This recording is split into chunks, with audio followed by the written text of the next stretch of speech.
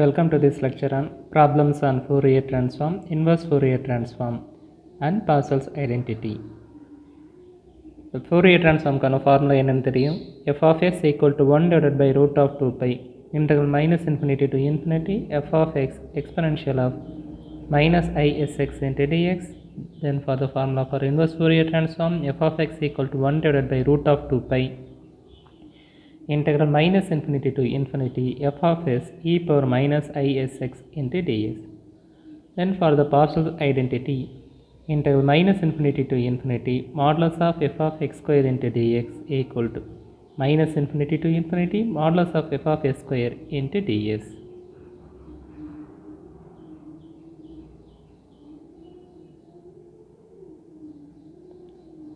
Graph an absolute value function. இப்போ இன்றைக்கி கிளாஸில் அப்சல்யூட் வேல்யூ ஃபங்க்ஷனை ப்ராப்ளத்தில் யூஸ் பண்ணுவோம். அப்சல்யூட் வேல்யூ ஃபங்க்ஷன்னா என்னென்னு தெரியணும். Is defined as the distance from the zero in the number line. ஜீரோங்கிற நம்பர்லேருந்து ஒவ்வொரு நம்பரும் எவ்வளோ டிஸ்டன்ஸில் இருக்குதுன்றத மென்ஷன் பண்ணுறது தான் அப்சல்யூட் வேல்யூ ஃபங்க்ஷன். அதுக்கான definition modulus of x equal to x if x greater than or equal to zero and x strictly less than zero minus x. இதுக்கான மீனிங் என்னன்னு தெரியுங்களா? இப்போ நம்ம மாடுலஸ் வேல்யூ ஃபங்க்ஷன் ஒரு machine மாதிரி. இதுக்குள்ளே ஜீரோவோ அல்லது எந்த ஒரு பாசிட்டிவ் நம்பரை கொடுத்தீங்கனாலும் அது அப்படியே அன்அலர்ட், அதை எதையுமே மாற்றாமல் நம்ம கையில் திருப்பி கொடுத்துரும். ஃபார் எக்ஸாம்பிள் மாடுலஸ் ஆஃப் 6ன்னு கொடுத்தீங்கன்னா 6ன்னு தரும். சரி, நான் ஒரு வேளை அதன் கையில் நான் ஒரு நெகட்டிவ் நம்பரை தரேன். இப்போ அந்த நெகட்டிவ் நம்பர் தரும்போது அது என்ன பண்ணணும்னா அதை பாசிட்டிவாக மாற்றுது. ஒரு நெகட்டிவ் நம்பரை பாசிட்டிவ் நம்பராக மாற்றணும்னா என்ன செய்யணும்? மைனஸால் மல்டிஃபிகேஷன் பண்ணணும். அதை இது செய்யும். நெகட்டிவ் நம்பராக வந்ததுன்னா இந்த மிஷின் என்ன செய்யணும்னா அதை நெகட்டிவ் நம்பரை ஒரு நெகட்டிவால் பிரிக்கி அதை பாசிட்டிவாக மாற்றுறோம். அதான் minus x. For example modulus of minus 6ன்னு வரும்பொழுது மைனஸ் 6ஐ மைனஸால் மல்டிஃபிகேஷன் பண்ணி அதை ப்ளஸ் 6ஆக மாற்றும். எந்த கன்வென்ஷன் நல்லா தெரிஞ்சிருக்கணும்.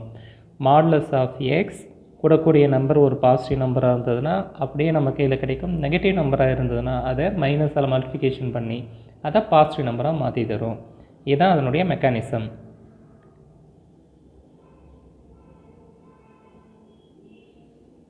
இப்போ shall we start the session. இப்போ மாடுலஸ் ஃபங்க்ஷனை பேஸ் பண்ணி வரக்கூடிய ப்ராப்ளத்துக்கு இப்போ போக போகிறோம்.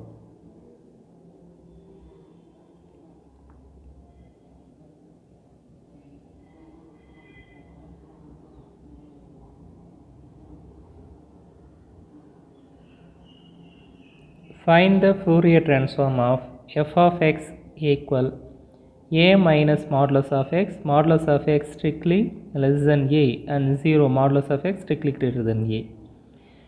Hence deduce that integral 0 to infinity sin t by t the whole square dt into pi by 2 using Parcels identity show that integral 0 to infinity sin t by t whole power 4 dt into pi by 3.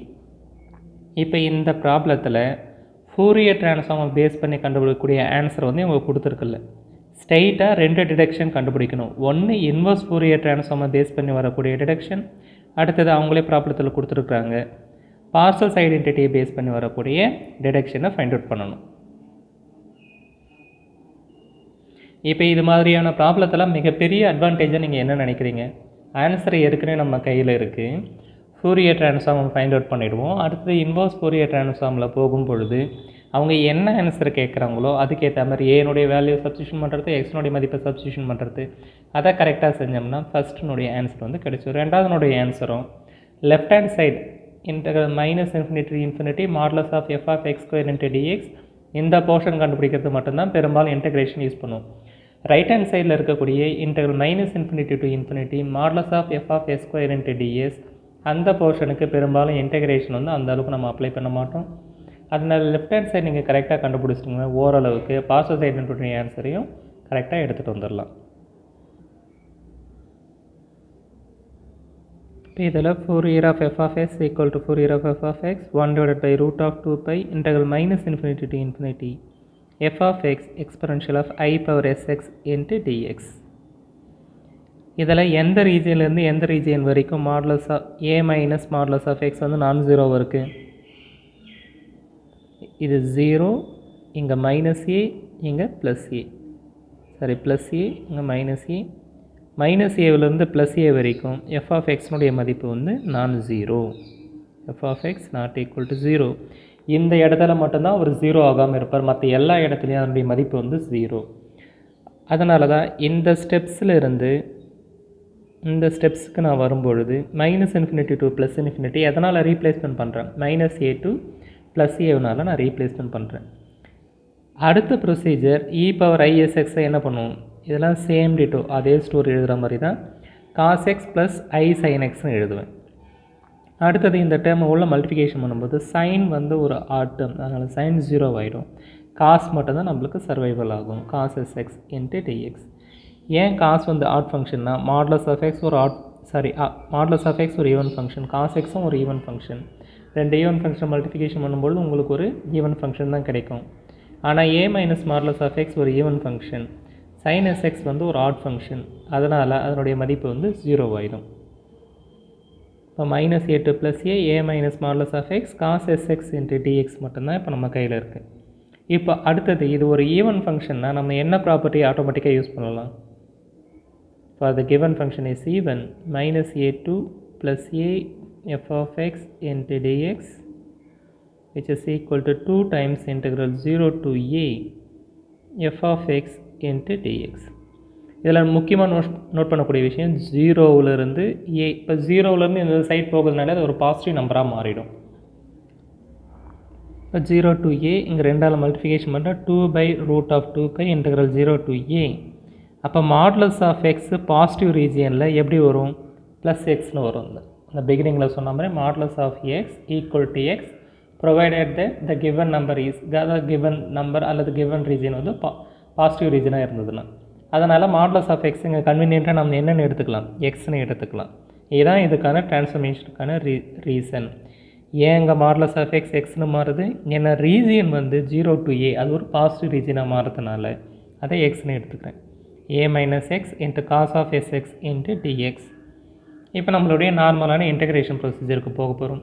இப்போ இன்டெகிரேஷனுக்கு எதை use பண்ணலான்னா Bernoulli's ஃபார்முலாவை apply பண்ணுவோம்.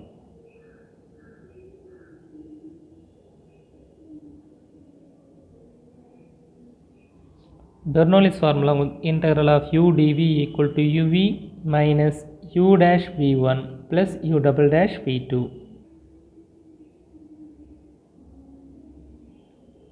இதில் யூனுடைய மதிப்பு a minus X, u dash வந்து என்னவாகும், ஒரு டைம் டிஃபரன்ஷியேஷன் பண்ணும்போது -1. dv வந்து யாருன்னா cos sx. நீங்கள் ஃபஸ்ட் டைம் இன்டெகிரேட் பண்ணும்போது v sin sx by sன்னு கிடைக்கும். அகைன் நீங்கள் செகண்ட் டைம் இன்டெகிரேட் பண்ணும்பொழுது சைன் இன்டெகிரேட் பண்ணால் மைனஸ் வரும், காஸ் எஸ்எக்ஸ் பை எஸ் ஸ்கொயர்னு ஆன்சர் வந்து கிடைக்கும். இப்போ இதெல்லாம் கொடுத்துருக்கூடிய ஃபார்முலாவில் சப்ஸ்டியூஷன் பண்ணும்பொழுது ஏ மைனஸ் எக்ஸ், அடுத்தது டிஃப்ரென்ஷியேட் பண்ணும்போது -1. நீங்கள் டிஃப்ரென்ஷியேஷன் பார்ட்லாம் ஃபஸ்ட்டு கம்ப்ளீட் பண்ணிவிடுங்க. அடுத்த இன்டெகிரேஷன் பார்ட் திரும்ப நான் இன்னொரு டைம் ரிப்பீட் பண்ணுறேன். ஏ மைனஸ் எக்ஸ் கொஞ்சம் ஸ்பேஸ் விட்டுட்டு -1, இதுக்கப்புறமா திருப்பி -1 டிஃபரன்ஷியேட் பண்ணும்போது 0, அதனால் மூணாவது டேர்முக்கு போக முடியாது. அடுத்து integration part cos sx integrate பண்ணும்போது sine SX by s, again அதை மீண்டும் இன்னொரு டைம் இன்டெகிரேட் பண்ணும்போது minus cos SX by s square, limit 0 to a.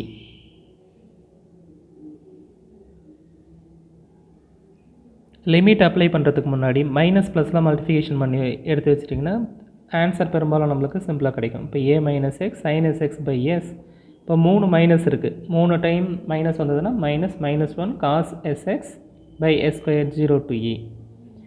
Upper லிமிட்டை அப்ளை பண்ணுறீங்க. இப்போ ஏவை அப்ளை பண்ணும்போது ஆல்ரெடி ஒரு ஏ இருக்குது, ஏ மைனஸ் ஏ 0 கூட எதை பெருக்கினாலும் என்னவாகும்னா 0 ஆகிடும். இப்போ இந்த இடத்துல காஸ் ஏஎஸ் பை எஸ் ஸ்கொயர்னு கிடைக்கும். லோயர் லிமிட்டில் சைன் 0 வந்து 0, காஸ் 0 மதிப்பு 1. இது 0 கூட எதை பெருக்கினாலும் கம்ப்ளீட்டாக இந்த மொத்த டேர்மும் வந்து 0 ஆகிடும். காஸ் 0 மதிப்பு 1 -1 பை எஸ் ஸ்கொயர், லோயர் லிமிட்டுக்கு முன்னாடி ஒரு மைனஸை சேர்க்கணும். இப்போ 2/√2π minus cos a s, minus into minus வந்து ப்ளஸ் 1 பை எஸ் ஸ்கொயர். இப்போ இதை மாற்றி எழுதும்போது 2/√2π 1 minus cos s a by s square. 1 minus cos theta equal to 2 sin square theta. இப்போ நம்மளுடைய theta யாருன்னா sin square as by 2. இதான் வந்து கொடுத்துருக்கூடிய ஃபங்க்ஷனுக்கான Fourier transform. root of 2 by 2 into sin square as by 2 divided by a square by 2. இப்போ முதல் டிடெக்ஷனுக்கான ஆன்சரை எப்படி reach பண்ணலாம், என்னென்னலாம் இதில் மாற்றினா உங்களுக்கு ஆன்சர் கிடைக்கும்னு நினைக்கிறீங்க? integral 0 to infinity sin t by t the whole square into dt equal to pi by 2.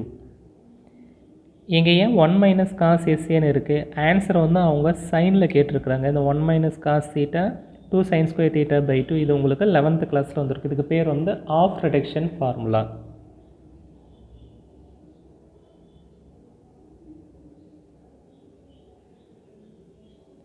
இப்போ இன்வர்ஸ் ஃபோரியர் ட்ரான்ஸ்ஃபார்ம் அப்ளை பண்ணும்பொழுது ஃபஸ்ட் டிடெக்ஷன் கிடைச்சிரும்.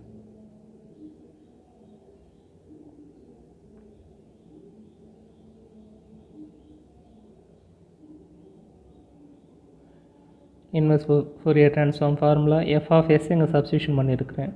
ரூட் ஆஃப் 2/π வந்து கான்ஸ்டன்ட், அதை வெளியே எடுத்துடுறேன். ரூட் 2க்கு ரூட் 2 கேன்சல் ஆகும். ரூட் பை இன்ட்டு ரூட் பையினுடைய மதிப்பு root pi into root pi which is pi. அதனால் 2/π integral minus infinity to infinity sin square as by 2 divided by s square e power minus isx எப்படி எழுதலாம்னா cos sx minus i sin sxன்னு எழுதலாம். 2/π sin square as by 2 into s. இப்போ இது ரெண்டுத்துக்கும் ஒரு பெரிய difference இருக்குது. sin square as by 2 by s square இருக்கிறது sin as by 2 by s the whole square எழுதியிருக்கேன். For an example a power n by b power n இருந்ததுன்னா இதை எப்படி எழுதலாம்னா ab the whole power n. அதை மீண்டும் உங்களுக்கு highlight பண்ணி காட்டுறேன். போன ஸ்டெப்ஸில் பார்த்தீங்கன்னா sin square as by 2 by s square இருக்கும். ஆனால் இந்த ஸ்டெப்ஸில் என்ன மாற்றிருக்குன்னா sin as by 2 by s the whole square மாற்று. Because of the property a power n by b power n equal to ab the whole power n. cos sx மட்டும்தான் இருக்கிறாரு. அப்போ sign என்ன வந்துச்சுன்னா இது வந்து ஒரு சைன் வந்து ஒரு ஹாட் டேர்ம், அது 0 ஆகிடும். சைன் ஸ்கொயர் ஒரு ஈவன் டேர்ம், காஸ் ஒரு ஈவன் டேர்ம், ரெண்டுத்தையும் மல்டிஃபிகேஷன் பண்ணும்பொழுது even function into even function even ஃபங்க்ஷனாகவே இருக்கும். ஆனால் ஒரு ஈவன் ஃபங்க்ஷனாக ஆட் ஃபங்க்ஷன், இது ஈவன் ஃபங்க்ஷன் ஆட் ஃபங்க்ஷனாக கூட மல்டிஃபிகேஷன் பண்ணும்பொழுது அது ஒரு ஆட் ஃபங்க்ஷனாக தான் இருக்கும். அதனால் அதனுடைய மதிப்பு வந்து 0. நம்மளுக்கு யார் மட்டும்தான் சர்வைவல் ஆகிறாருன்னா காஸ் மட்டும்தான் சர்வைவல் ஆகிறாரு. அடுத்து இதில் ஒன் மோர் சிம்பிளிஃபிகேஷன் பண்ணலாம். இப்போ மைனஸ் இன்ஃபினிட்டி டு இன்ஃபினிட்டி ஒரு ஈவன்னு தெரிஞ்சுது. ஈவன்னு தெரிஞ்சதுன்னா என்ன பண்ணணும், 2ஆல் மல்டிஃபிகேஷன் பண்ணிவிட்டு லிமிட்டு 0 to infinity கொடுத்துருக்கு லிமிட்டுக்கு minus a to a f of x into dx equal to 2 times integral 0 to a f of x into dx. இதில் என்னுடைய ஏவா யார் இருக்கிறாருன்னா இன்ஃபினிட்டி. அதனால் 4/π integral 0 to infinity sin as by 2 by s the whole square cos sx into ds.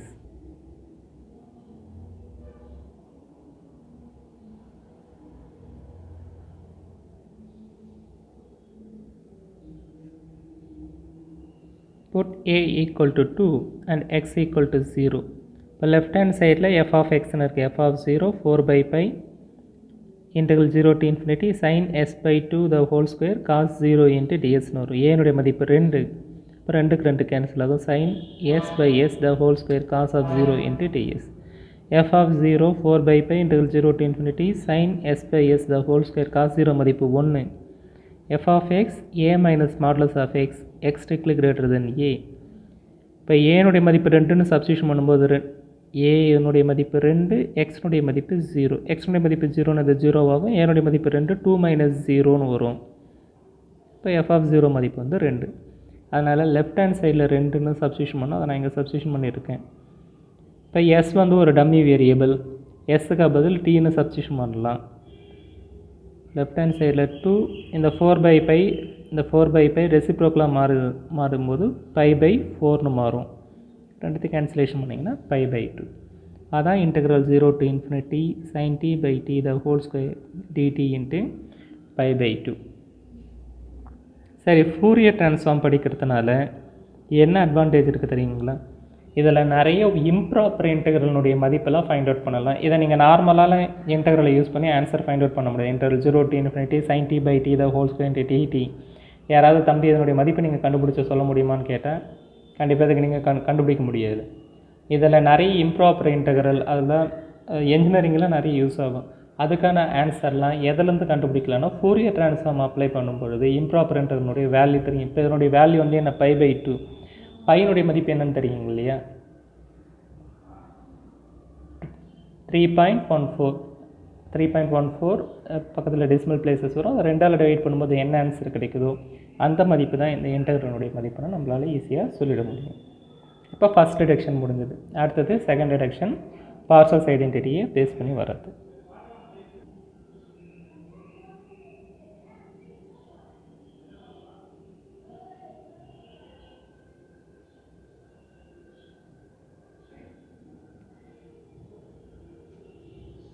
Parcels identity formula எழுதிட்டேன்.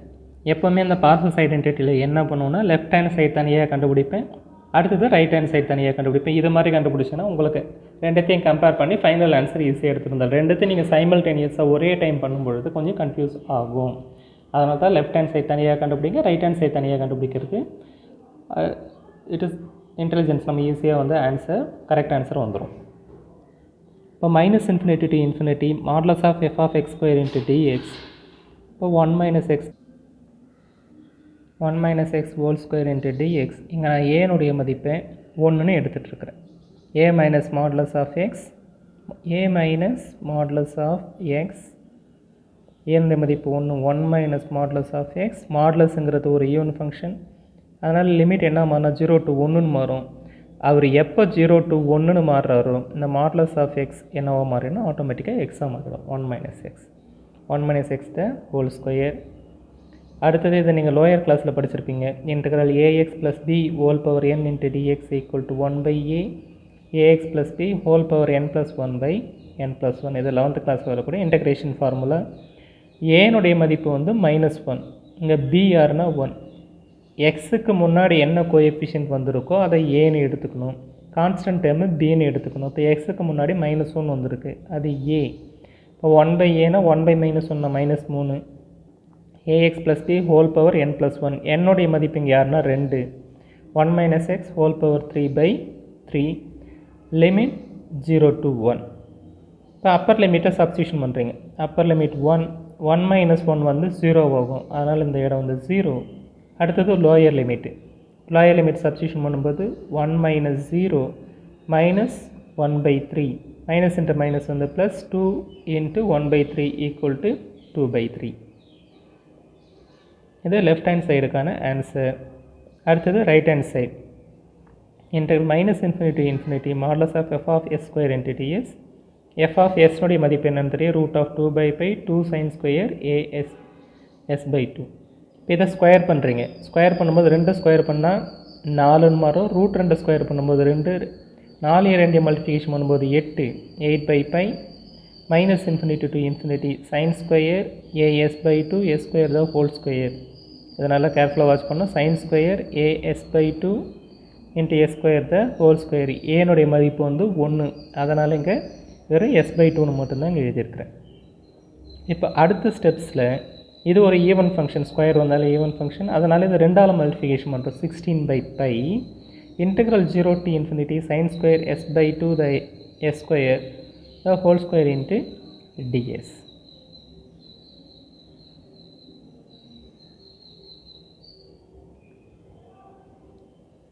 எஸ்ன்னு இருக்க வேண்டிய இடத்துல 2tன்னு substitution பண்ண என்ன ஆன்சர் என்ன தேவைன்னா இன் டேர்ம்ஸ் ஆஃப் டீயில் தேவை. எஸ்ன்னு இருக்க வேண்டிய இடத்துல 2t. அடுத்தது டிஎஸ்னுடைய மதிப்பு 2dt மாறும். லிமிட்டில் எதுவும் மாற பொறுத்தல. எஸ்னுடைய மதிப்பு 0னா 0 2ஆல் டிவைட் பண்ணாலும் 0 தான். இன்ஃபினிட்டி 2ஆல் டிவைட் பண்ணாலும் என்ன தான் வரும், இன்ஃபினிட்டின்னு தான் கிடைக்கும்.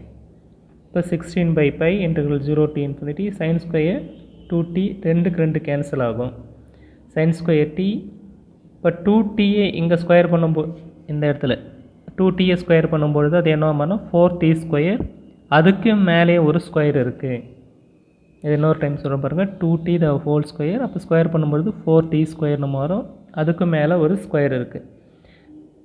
இப்போ 4 நீங்கள் வெளியே எடுக்கணும்னு நினச்சிங்கன்னா அதை ஸ்கொயர் பண்ணி தான் வெளியே எடுக்கணும். இப்போ 4க்கு மேலே வந்து ஸ்கொயர் இருக்குது, 4 ஸ்கொயர் பண்ணும்போது 16, 1/16 வரும். Integral 0 to infinity sin t by t the whole power 4. இந்த ஸ்கொயர் வந்து மேலே எடுத்துகிட்டு வந்துடும். நான் ஏற்கனவே சொன்ன மாதிரி a power n b power n a by b the whole power n. Already ஒரு ஸ்கொயர் இருக்குது, இந்த ஸ்கொயர் வெளியே வரும்பொழுது ஹோல் பவர் 4னு மாறும். இந்த ஃபார்முலா உங்களுக்கு தெரியும். a power m whole power n equal to a power mn. ரெண்டு பேரையும் மல்டிஃபிகேஷன் பண்ணிக்கணும். அதனால் ஸ்கொயர் இன்ட்டு ஸ்கொயர், அதை 2 இன்ட்டு 2 வந்து 4. 2/π இன்டெக்ரல் 0 to infinity. இப்போ 16 13 32 கூட கேன்சல் பண்ணும்போது 2/π integral 0 to infinity sin t by t the whole power 4 into dt.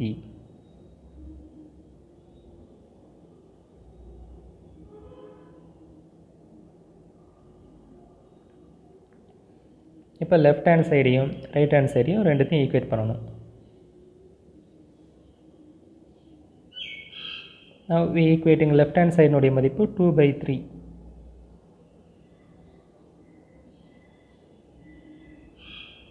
Right hand side மதிப்பு 2/π integral 0 to infinity sin t by t the whole power 4 into dt. 2க்கு 2 cancel ஆகும், இந்த by இந்த side போகும். π/3 integral 0 to infinity sin t by t the whole power 4 into dt. இதோட இந்த ரெண்டு டிடக்ஷனையும் ஃபைனலாக ஃபைண்ட் அவுட் பண்ணியாச்சு.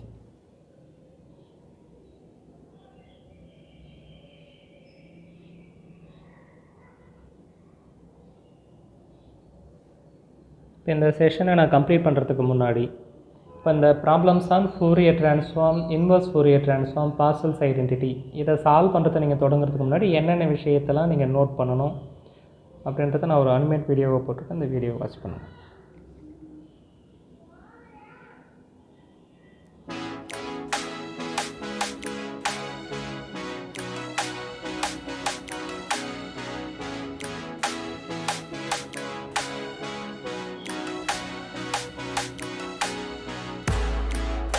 Identify the region where f of x is non-zero.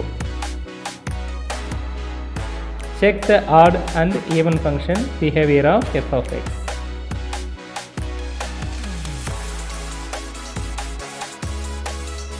Then integrate the function carefully. For reduction term, see the given answer and modify it accordingly.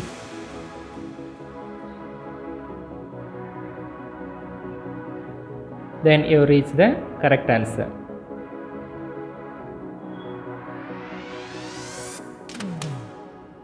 So thank you so much for your learning.